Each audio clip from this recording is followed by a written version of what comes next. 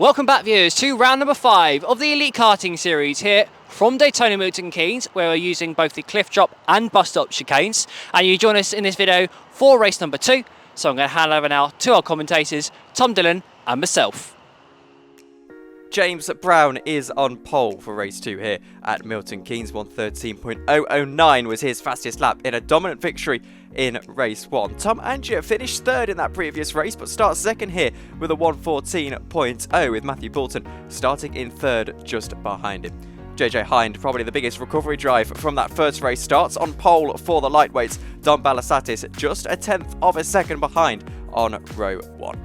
Andrew McWilliam and Ollie Smith, they make up row 2, with Callum Bengelow and Jamie Sherman-Chase on row 3. It's Dana Rohan and Zach Titterton on row 4, with Carlos Albanis and Archie Bullard rounding out the top 10. Henry Barrington and Jacob Equel 11th and 12th. Hassan Ali and Stephen Corbin, they ran out the grid in 13th and 14th. Here we go then, getting ready for race 2 here at Milton Keynes. What a race it is set to be. James Brown back on pole position in our heavyweights after a fantastic dominant performance in race 1. It's Tom Angier though who starts alongside him, and we're getting ready to go here for our heavyweights. Green flag is flying and it's a good start for Tom Angier, who goes around the outside, but the yellow flag is flying straight away here, so that means the race is under neutral conditions as the full course yellow flies. And that gives James Brown a little bit of a reprieve as they go down into turn 2. The lightweights, they're also under yellow flag condition, but of course they haven't started just yet. JJ Hind, well, he's returned to the pole. Let's see what he can do as the green flag flies at Milton Keynes. JJ gets a fantastic start and is able to get the jump on just about everyone as we go down into turn 2. We're on board with Dana Rohan trying to get himself alongside and around the outside, but he's not quite able to do so. Boxed in, Jacob Equel now looking around the outside. There's contact just ahead. All fair, I think. I don't think anything really happened there. Now down the inside, and Jamie Sherman-Chase caught up in an incident, I believe. Puts his hand up. I'm not too sure who hit him there, Luke, but Jamie Sherman-Chase in the wars a little bit early. Yeah, a little bit of a tangle there with Zach Titterton. Jamie's got him straight back though, going through turn 6. So Jamie Sherman-Chase now back past as Zach Titterton is actually getting pushed wide there. Callum Bengelow and Carlos Albanis up his inside as well. So Zach's gone all the way back to, what was that, second to last, I think, in the lightweight class. And, well, you see streaming through here into sector 2 of Milton Keynes, up past the cliff drop chicane, and I can see there's already battles continuing on here. It's Jamie Sherman-Chase who is involved. He's looking to go around the outside here, but not quite able to find the space in order to make a move. Back to this shot, you see Dana Rohan there at the top of that little train. Let's go on board with Carlos Albanis. It's Callum Bengelow just ahead of him. Carlos out of that final corner, going to get a fantastic run here. Will he draw alongside as they go down into turn 1? Bengelow cuts him off nicely, and that doesn't allow Carlos Albanis to get through, so he stays into 13th position as we go across the timing line, and now obviously up into the infield section of the racetrack. JJ Hind, he's only managed to pull out about 0.6 of a second to Dom Balasaitis, but I just want to quickly focus on Dom Balasaitis, Luke, because he is having a storming debut. He's doing so well, yeah. Qualified second for this race. Oh, as Carlos Albanis is up the inside of Callum Bengelow going into turn 7. Good move by Carlos. Is Callum going to get the cutback though? Don't believe he is. So Carlos Albanis up the inside of Callum and now up into 9th place in the lightweight class, as we see the carts coming through shot here. So yeah, it looks like Carlos has indeed managed to get his way past Callum Bengelow. So Dom Balasaitis, like I say, started in second for this race, as I say that Zach Titterton, you can see in the bottom shot, went for the move there up the inside of Callum Bengelow going through the bus stop chicane, but Callum ended up managing to hold it around the outside and hold on to P9 or P10, should I say. It was a very aggressive move, wasn't it? And yeah, not quite able to formulate. Dana Rohan here applying the throttle out of that final corner, trying to get himself ahead of Jacob Equel. That's not going to be easy for Dana Rohan. Has to look over his shoulder at Jamie Sherman-Chase as well. There's a massive little train forming here. See what Jamie can do as we ride on board with Jamie. Dana Rohan just ahead of him. Dana really Yeah, I was going to say, shout out Archie Bullard up in 5th place here at the front of this pack. He's doing really well. First time here at Milton Keynes, only been karting for 6 months in total, and he's doing a great job here in P5 ahead of this big train of karts. Dana had a little bit of a look at Jacob there, as now Jamie looks to go down the inside. He's squeezing it through into the cliff drop chicane, but it's just a little bit too much for him. What can Carlos Armanis do now as he looks to the outside of Jamie Sherman Chase? Not quite going to happen as they slow down up into the bus stop chicane. Carlos has to stay behind, and well, Jamie will be looking over his shoulder here because this is a very, very closely run battle for one of the minor positions as well, of course, because JJ Hind, Dom Balasaitis and Andrew McWilliam, as we see Jamie Sherman Chase down the inside of Dana Rohan. This allows Carlos Armani to try and go around the outside. He's onto the grass, and that is a very, very hairy moment. It's good car control from Carlos Armanis, who's now going to have to deal with a little bit of grass being on his tyres as he goes through turn 1, and that is exactly what happens. You see him losing a few tenths there, and now up the inside he's going to lose 2 positions here. I think that's Zach Titterton and Callum Bengelo. Bengelo will now go back down the inside, try and gain himself up another spot. Carlos, well, trying to get himself involved in the battle as well with that grass now off of his tyres. I was going to say that these guys are battling for the minor positions because that podium has already seemingly been sorted out between Dom, Andrew, JJ and Oliver. Yeah, so JJ Hyde, he's checked out at the front here. He just set a 1 minute 12.6. He is 3 tenths quicker than anybody else on circuit at the moment, pulling a gap. He's got a 1.5 second lead now as Jamie Sherman Chase looking up the inside of Dana Rohan, going down into the hairpin at the far end of the circuit.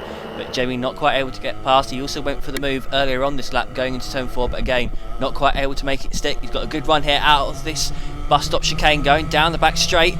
Not quite able to get past though. Dana, I don't think knew Jamie was there and just cut Jamie off slightly. So Dana Rohan holding on for 7th position at the moment. 4 minutes and a half to go in this race. Jamie will go down the inside into the final corner. It's a late lunge, and I think there was a little bit of contact there. It allows Dana to go back down the inside. Zach Titterton is now attacking Callum Bengelo into turn 1. He'll get the move. Dana holds on to Jamie Sherman Chase as Sherman Chase now goes through the first chicane. Not able to find his way through. Carlos Armani with a bit of a dive on Callum Bengelo. It's a dive that works. He's late on the brakes. But now Zach Titterton is trying to tell him to go forward together. They need to work together to try and attack. But Armanis goes wide. What can Bengelo do? Back on the inside line. Armanis gets the swoop around the outside. We ride on board with JJ Hind, who's having a lonely time at the moment at the top of this lightweight order. 2 seconds back to Dom Balasaitis.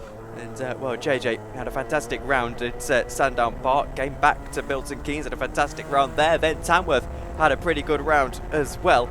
And after a poor race 1, looks to be finding his groove. Yeah, JJ, he had a good recovery driving race 1, got really unlucky at the start of it with a bit of contact, but managed to make his way through, back through to 5th place. Now in this race, showing his true colours. He's just set a 1 minute 12.1, and as he comes across the line now, he's just set a 1 minute 12.0.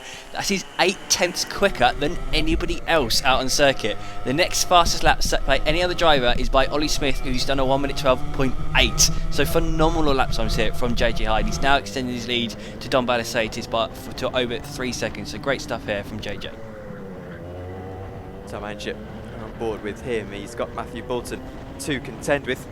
Looks to, well, defend now from Matthew Bolton. Didn't see him coming, but Matthew goes all the way down the outside. Tom not particularly pleased with that. I wonder if he'll try and enact his revenge. Bolton is slightly onto the dirt there on driver's left as he goes into that chicane. Now Tom will look to go back around the outside line as they go through into sector 3. Is there going to be a dive from Tom Andrew? There is. It's late on the brakes and it's, well, a little bit awkward, and I think maybe right on the line, but all's fair. I think considering how he felt Matthew Bolton's move, how aggressive that was, I think Tom will feel that this is probably 1 for 1. Carlos Armanis, he's going through that chicane as well. He's got Dana Rohan and Jamie Sherman Chase in his sights. Dana's going to squeeze Sherman Chase almost all the way onto the grass. This should allow Carlos to try and get a massive run on both of them. He looks to the outside line. Sherman Chase not able to get through. Armanis squeezes through, squeezes Jamie Sherman Chase onto the curbing. But Carlos gets through now. Sherman Chase back down the inside. He's made contact with Zach Titterton And, well, Carlos might find himself getting penalised for that, Luke. Yeah, he has actually just received a 5-second penalty for that. So the stewards have awarded Carlos with a 5-second post-race penalty for that bump and pass and squeezing off the circuit of Jamie Chase. As we are now riding on board with Jacob Eckwell, he's caught up to the back of Archie Bullard here. These two have managed to break away from that pack behind due to the fighting, and they're now fighting out over 5th place. These two are both series debutants, racing in the EKS for the first time, and for both of them as well, it's their first time racing at Milton Keynes, so great stuff from the two of them. As we are now back on board with Tom Angier heading down into the penultimate corner. We've got Matthew Bolton back up the inside, so Matthew's gone for the move then into that penultimate corner. Tom's got the cut back as they go through the final corner. Can he get the cut back again? Coming out of the final corner, trying to get a drag race up to the start finish line, and Matthew just about manages to hold on as Carlos Amanis is up the inside of Dana Rohan going through the bus stop chicane, but Zach Titterton has managed to get past Carlos, so Carlos went for the move on Dana, but he ended up just losing one position as they now head through into the penultimate hairpin. Oh, and they've just tangled. Zach Titterton and Dana Rohan, they've just crossed paths there, as Jamie Chase says it was him, not me. Just cross paths going through the fast left-hander before the penultimate corner, and Dana Rohan has spun out, unfortunately. So Dana Rohan now down to 11th in the lightweight class, as Jamie Chase all over the back of Zach Titterton, going down through the chicanes of turn 2 and 3 and into turn number 4. It looks like it is Carlos now who is at the front of that field in 7th position. Dana will feel a little bit hard done by with that one, but plenty to make up into that third race. We're looking at Jacob Eckwell, who's well, got a little bit of a battle on his hands. Now to Ollie Smith, who's caught right up to Andrew McWilliam. This is for the lightweight podium, no less. They have got Dom just ahead, but I think as we're on what should possibly be the final lap of the race, well, these guys are, in fact, the penultimate lap of the race. This one will be with 5 seconds to go, where James Brown is right now on the circuit. Ollie Smith is, well, he's going to have to try and find himself getting past Andrew McWilliam if he wants to get himself on to that third step of the podium. Jamie Chase, maybe one last chance to get past Zach Titterton, will go down the inside and get himself through and up a spot. Jamie Chase having, oh, he won't get himself up a spot because Zach Titterton's back on his inside line. Now Jamie back around the outside, trying to get himself ahead of Zach Titterton, does do it finally, and I don't think this time there'll be a counter-attack from Titterton. It is indeed Jamie Chase who gets himself up into that 12th position. We're interested to see what's going on with Andrew and Ollie in just a few moments' time, because they're still battling. If you look at the drone shot, you should be able to see them at some points in the frame, and here they are actually heading down into the left-hander. What can Ollie Smith do at this stage? He's got one lap to try and find his way through. James Brown will take the checker flag at this time by, as will JJ Hind, of course, the lightweight leader. Ollie needs to set himself up for a perfect run out here. The 102 car won't defend. Ollie Smith is going to dive up the inside. Andrew, well, I don't think he'll be particularly happy with that one, but it's a fine move from Ollie Smith, the move he'll be happy that he's been able to make. And now Andrew has to turn defence into attack as we head into the final straight. James Brown takes the checker flag. JJ Hind will take the checker flag, and now Ollie Smith has to defend into that final corner for third place on the final lap of the race. Andrew pulls alongside. They go to drag race to the line, and Ollie just about holds on to the position, I believe. There you can see confirmation on the timing screen. Ollie Smith holds on to third position, gets himself onto the podium in this race too. Luke, that was fantastic stuff. That was such a good ending there. It was, what, 24 thousandths of a second in it at the end there. What a drag race to line that was. Ollie just getting third place off of Andrew McWilliam there on that last lap. I don't think Andrew knew Ollie was there, to be honest, and Ollie just slipped one up the inside. Sneaky little move going through the bus stop chicane, and Ollie Smith comes home in P3. James Brown is victorious again in Milton Keynes, 6.6 seconds this time. The gap down to Matthew Bolton in second. Tom Angier finishes in third, 9 seconds down on James Brown, 2.4 on Matthew Bolton. He'll be hoping to pick it up as we head into race 3. JJ Hind is victorious in the lightweights, 12.0, his fastest lap time across the course of that race. That was 8 tenths faster than Dom Balasaitis, who makes his first top 3 finish in the EKS in just his second race. Ollie Smith rounds out the podium. A last lap overtake on Andrew McWilliam. Archie Bullard rounding out the top 5. Jacob Eckwell and Callum Bengelo are next, with Jamie Chase finishing just behind them, but ahead of Carlos Armanis, who picked up a 5-second time penalty halfway through that race too. Zach Titterton is behind him, rounding out the top 10 with Dana Rohan, Henry Barrington, Stephen Corbin and Hassan Ali rounding out our results for race 2. I'm here with JJ High. That was a fantastic drive there. I know you had struggles in qualifying, but brilliant recovery with dominant victory. Thank you. Yeah, it was a bit unfortunate in qualifying. I made a couple of mistakes on my lap, and then the first heat, I got involved in a crash at the start, and I dropped down to I think like 8th or something.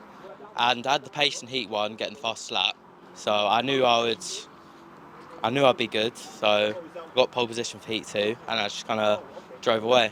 Really. Yeah, that was a great drive. Brilliant. Well done. Thank you. Okay, I'm here with Dom Balasaitis. He's a regular here at Milton Keynes. First time racing in the EKS. That was a superb drive. Second place in the end. Got completely dropped by JJ. He was disgustingly quick. He was really quick. Usual stuff. And then, And then, just held on to P2 really. Nothing really happened too much. Yeah. It's a really good drive. Well done. Thank you. I'm here with Archie Bullard. I know you had a struggle in qualifying in race 1, but that was a fantastic recovery in race 2. 5th place in the end. Well done. Thank you very much. Qualifying.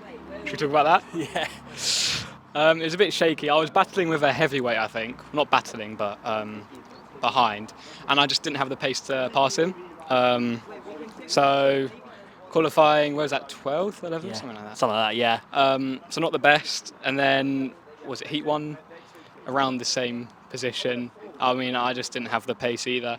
And then heat 2, pretty good pace. The start, a lot of contact. I managed to find a gap through the pack and then just drive off really. I kind of slowed down towards the end, trying to keep P6, I think, behind me. And then Carlos Almanes caught up. But yeah, went pretty well. Great stuff. Thank you.